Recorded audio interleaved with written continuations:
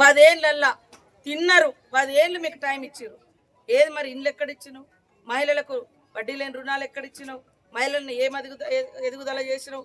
ఇవాళ మహిళలు ఎదుగుతూ ఉంటే ఓర్వలేకపోతున్నారు. అది వాళ్ళ ఇంటి ఆడబిడ్డ అయినా, మనలాంటి ఆడబిడ్డలైనా, మరి పోటీ చేసే ఆడబిడ్డలైనా కూడా ఎంతసేపు ఆడోళ్ళ కన్నీళ్ళని చూసి కేటీఆర్ ఆయన ఏమంటారు, ఆయన ఒక పైచాచిక ఆనందం పొందుతూ ఉన్నాడు. ఇది తప్పు.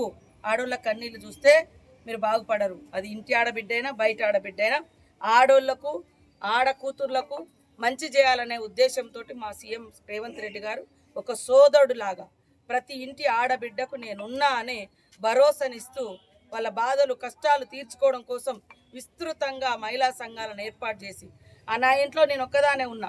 ఇవాళ వెనక ముందు లేరు నాకు అంటే తోబుట్టువులో అక్కనో చెల్లో లేదు ఉదాహరణకు. మరి ఈ అక్కకు ఇవాళ 10 మంది కలిసి ఒక సంఘంలో ఉంటే ఒక భరోసా.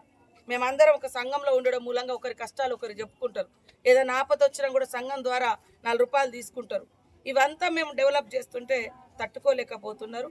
కాబట్టి ఆటో అన్నల ఇంట్లో ఉండే ఆడకూతుర్లైనా ఆలోచించండి. ఇవాళ ఇళ్ళల్లో 200 యూనిట్ల కరెంట్ ఫ్రీగా ఇస్తున్నాం.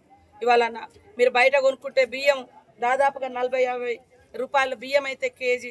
ఆ బియ్యం సన్న బియ్యం ఫ్రీగా ఇస్తున్నాం. ఇవాళ గ్యాస్ సిలిండర్ 500కి ఇస్తున్నాము. ఇవాళ ఈ 5 లక్షలతోటి ఇల్లులు కట్టిస్తున్నాం.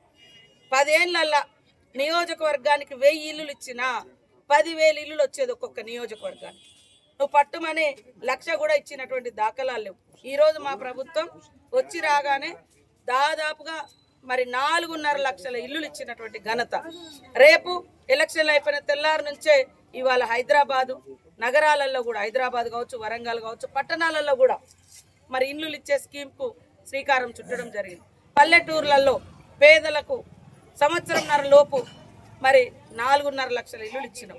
ఇది అంతా కూడా చూసి కడుపు మండుతుంది వాళ్ళకి బీఆర్ఎస్లో. ఎందుకంటారే మేము ఇయ్యలేదు, మేము సంవత్సరంన్నరలో 70